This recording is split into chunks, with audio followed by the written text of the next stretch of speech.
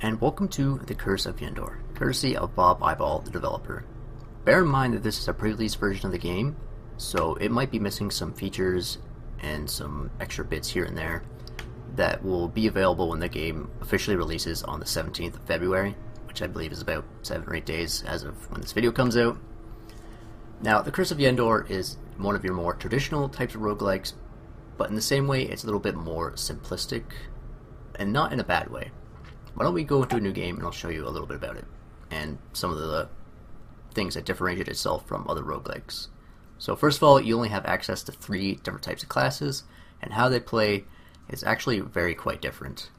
So as a warrior, you'll have very weak magic skills, pretty much throughout the entire game, I do believe. As a rogue, you'll have a good assortment of magic and melee skills, but you mostly want to stick with ranged. And the wizard, of course, is the weakest class in terms of melee. Range might be about medium, and magic is, of course, all the way up at the top. I've played mostly warrior, so I think I'm going to actually try out a rogue this time. Yeah, I'm not actually going with the wizard. Surprise, surprise. So why don't we select a rogue, and the next thing is you choose a mentor, or I suppose an alignment style if you want to look at it that way. And this will actually give you access to a unique spell depending on who you choose. I think I'll go with Zosma, the Light Sorceress, because that gives us access to a greater healing spell. So, and you get a choice between a couple of difficulties. I'm mostly playing on normal. I think for this video, I'm going to be a little bit cocky and I'm going to play on hard. And of course, you have the option of choosing permadeath if you're into that, but you can also have a save game system if you wanted to. But I'm going to play on permadeath because I am a masochist. Now, there's a bit of a light story going on here. I suppose the Amulet of Yendor, I think, has something to do with NetHack in a way, but I'm not sure if the games are related in any way besides the name of the amulet, I suppose, here. So, you are the apprentice of Zosma, the Light Sorceress. After years of studying and training, your greatest proficiency is still archery, although you do possess fair magical ability. You also show some aptitude at disarming traps. Okay, so the rogue can disarm traps. I didn't actually know that. That's good to know. Recently, your master has become concerned about Hexadus, the Dark Necromancer. Deep in a forgotten dungeon, Hexadus found an ancient relic and has become corrupted by its immense power. Hexadus murdered Wizcardus, the Grey Wizard, and you fear Zosma will be next. Descend into the stolen stronghold and defeat Hexadus, the Dark Necromancer. Excuse me. Zosma has taught you the secret spell Greater Healing. Use it sparingly, for it requires even greater reserves of energy. Destroy the Shrines of Power to weaken Hexadus in the final encounter. Go now. So, that little bit there about the special power costing more every time you use it. Every time you use your special spell, the cost of mana will go up by about 1 point, I do believe. So you want to use this as sparingly as possible, preferably only on the end fight, on the end boss fight. And that in of itself, I think it said somewhere on the page, it's got a bit of a twist to it. It's not exactly go down to the bottom floor and just gyrate against the boss until it dies. There's some tricks and whatnot.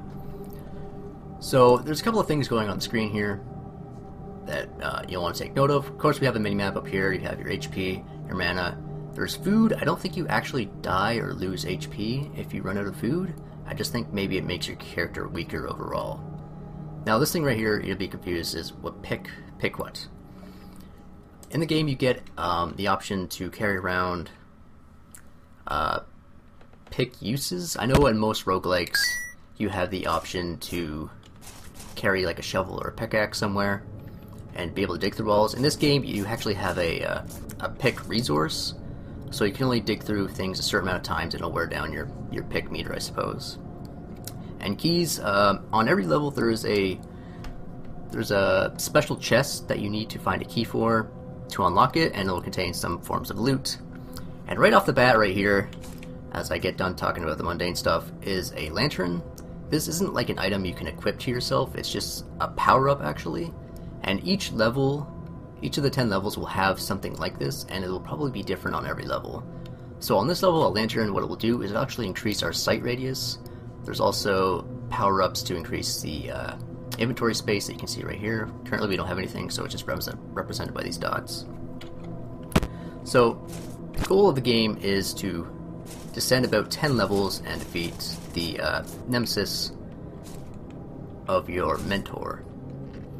But one of the things about this game that makes it very different from traditional roguelikes is that you never miss. In fact, the enemies never miss either. You're always guaranteed, if you're in some form of combat, to hit each other.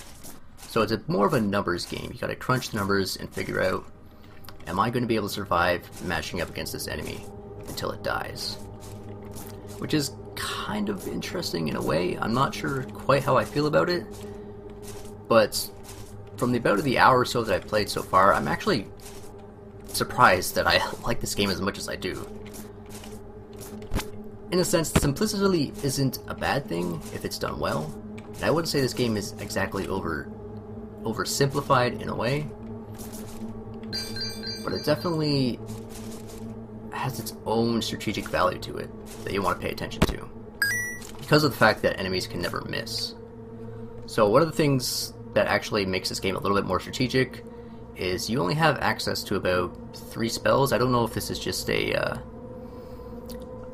pre-release thing going on. I don't know if you can get access to more spells, but the UI here suggests that you're pretty much limited to an ice ball, fireball, and an earthquake, and these all have different uses too, because this game has a big emphasis on using the terrain to your advantage. And the way that it's described like that is your spells, they have a set kind of path that they can go on. So if I shoot an ice ball up to the north, if I even click on this tile, it'll just keep traveling up to this tile.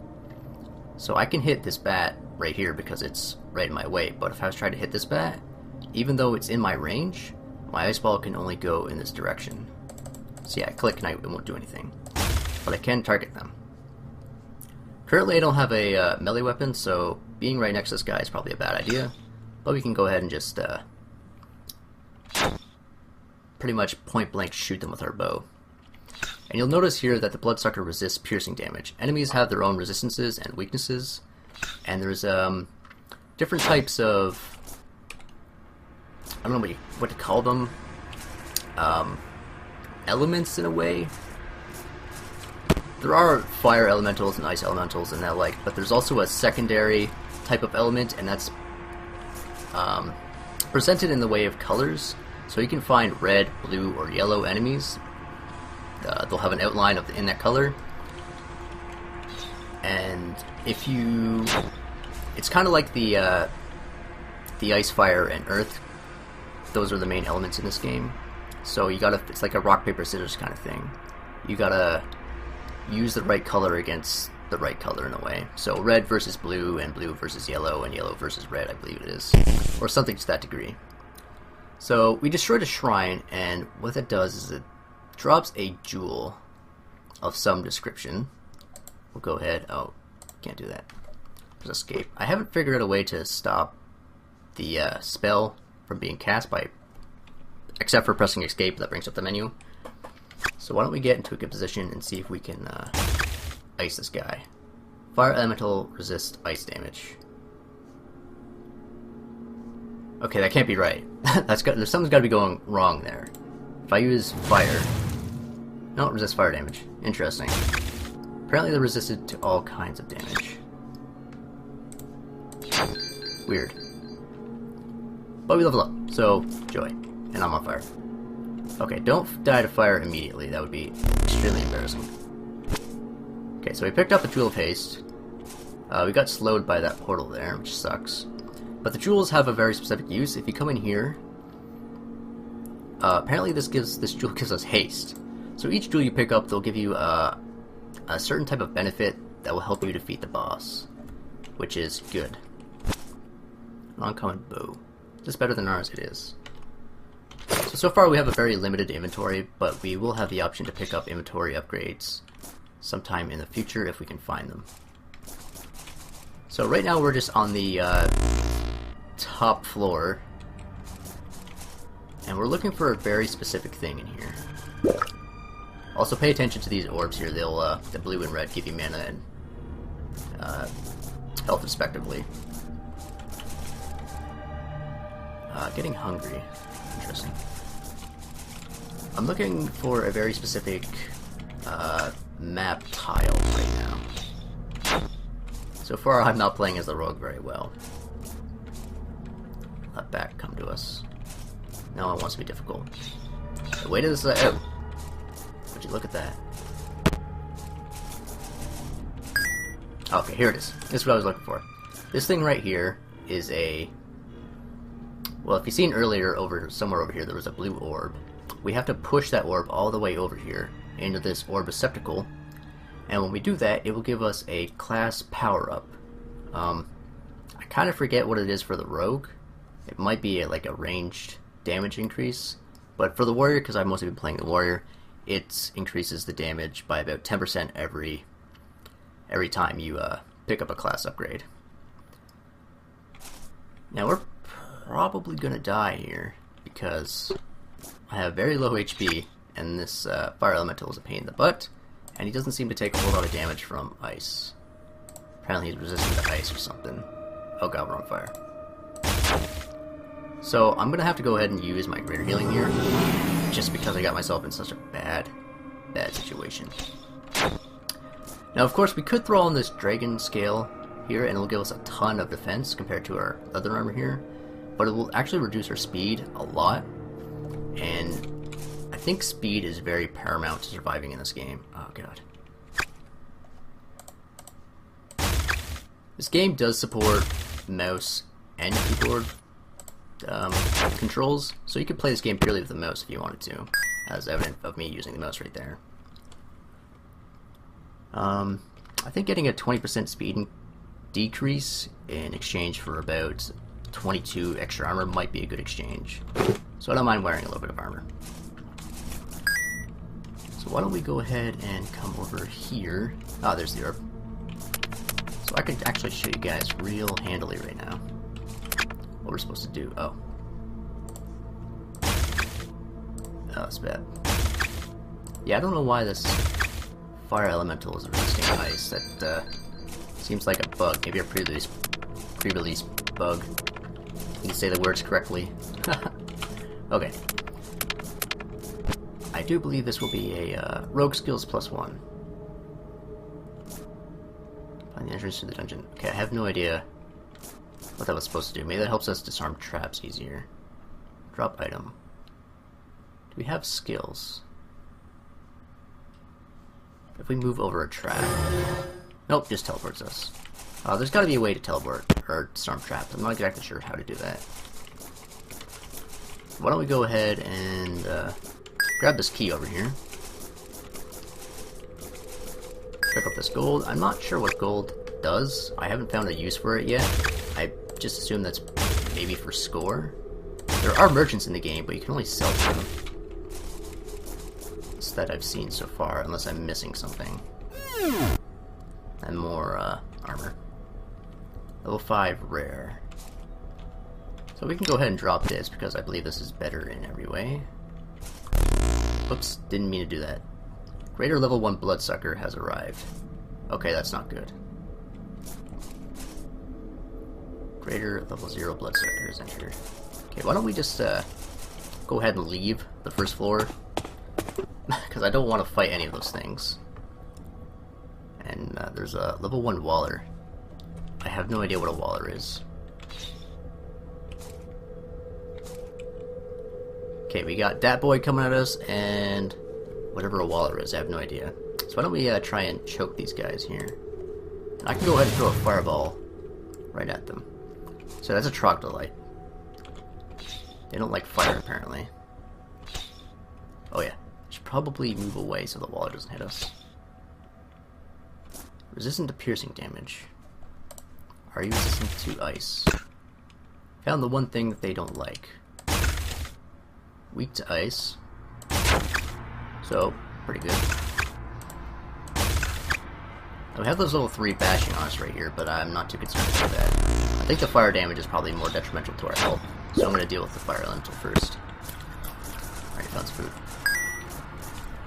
Oh boy.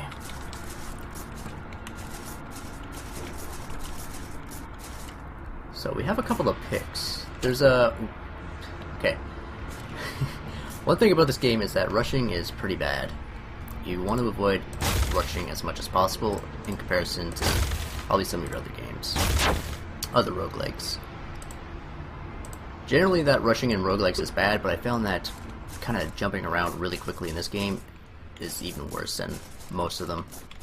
If you really want to understand how your spells work, their distances, and what kind of direction they can take, because you really don't get a lot of second chances to reposition yourself into a better spot. This is actually pretty bad. We got a fair amount of high-level fire elementals in there. So now we could wait for our HP to get back up. I think we might do that. And actually, something I'm going to do, I'm going to show you guys that's very paramount to this game, is altering the terrain around you. I might have mentioned that a little bit earlier. But this game has a heavy emphasis on making sure that you're basically doing everything in your power to give yourself the benefits, if that makes sense. So we got a merchant down here, and we also have a yellow bloodsucker. So that was what I was talking about. He's got an aura around him of yellow. If I had a blue or red weapon, that would do extra damage to him. Fortunately, I don't have anything like that right now, so this guy might actually be pretty dangerous for us. He's only level 2, so I hope he's not too dangerous. But you never know. And yeah, these guys were, yeah, they don't like ice. Or at least ice does a decent amount of damage to them. So we can go ahead and sell this stuff we got here. I believe everything we have is a lot better. Again, if there's a way to buy from this guy, I have no idea how to do it. So we have, no. I think the keys don't follow you down, or maybe I opened up the chest. Yeah, I think I opened up the chest. I can't remember what happened there. My short-term memory is apparently very poor. But that's okay. Rogue skills +1. So how do I use my rogue skills? It's actually something I want to know here. Shoot ranged weapon, drop item, rest, Control Z, use stairs, inventory, jewel screen. Apparently there's no way to use rogue skills as far as I know. This right here, you might have seen it earlier, the blue room with the blue walls. That's like, I guess you'd call them vaults. I would say they're more like monster zoos from Dungeons & Dragons, because they generally have a whole lot of monsters inside of them. So why don't we go ahead and actually freeze the water, so we can get over and across here. Ooh, we leveled up. And check it out, we got an inventory increase. So again, as you can bash down the walls with your pick, we can't actually dig these ones with our pick. But if we wanted to, we could use Earthquake, and that would turn them into rubble, and then we can dig the rubble with our picks. You can freeze water with your ice spell, and for trees and mushroom types, you can cast a fireball in there and burn them away. And you'll want to do that because they'll, depending on the type of terrain, they'll block your shots. As you can see there, we can only, if we try to shoot to the left with our bow, it'll just hit the giant mushroom. Yeah, so we would actually have to burn this mushroom down here to be able to freeze across the way there. So I think that's actually what we're going to do. And let's not get caught in the fire. I'm actually curious to see if the fire would spread onto the ice tile here and melt it. I'm not actually sure if it would do that or not. Right, so we got this guy over here, which is fine. I don't mind. We'll get rid of him really quickly. Traps have activated. Jewel of resist poison. Does that make us... Poison leaves your system more quickly. Unfortunately, it doesn't make us immune to it. But having resistance is better than nothing. Alright. I believe this thing right here, yeah, removes curses. I don't think I've ever been cursed yet. I'm not sure when that starts to become a problem. So far, it hasn't been much of a problem for me. So let's see here. You'll notice that there's some rooms on the minimap that aren't exactly accessible. Usually these places have some extra bonuses hidden inside of them. Maybe extra loot. Or generally I find that they are hiding the class upgrades that you get. My armor has been damaged. Well, you're very rude. Guy's pretty strong. And we're on fire. Yeah, I don't know why a fire elemental is resisting my ice damage. Well, shenanigans. Oh, a cursed bow. Well, I seen green. I thought that was pretty good, but apparently not. So why don't we, I believe we got everything on here now. Oh dear, forgot about those guys. We can't sell cursed bows. Actually, I'm very curious. I haven't done this yet, so let's do this for science. You're ice damage. Oh, I've died. Okay, wasn't watching my health. Well, that was me rambling on so much, so many times, so many things. But apart from that, I believe that was a pretty good overview of everything the game has to offer so far in a very poorly presented way. Alright, well that was the Curse of Yendor. If you like what you see, again, the game will be available on February 17th. Thank you guys for watching. I hope you enjoyed the video. I will see you next time. So in the meantime, take care.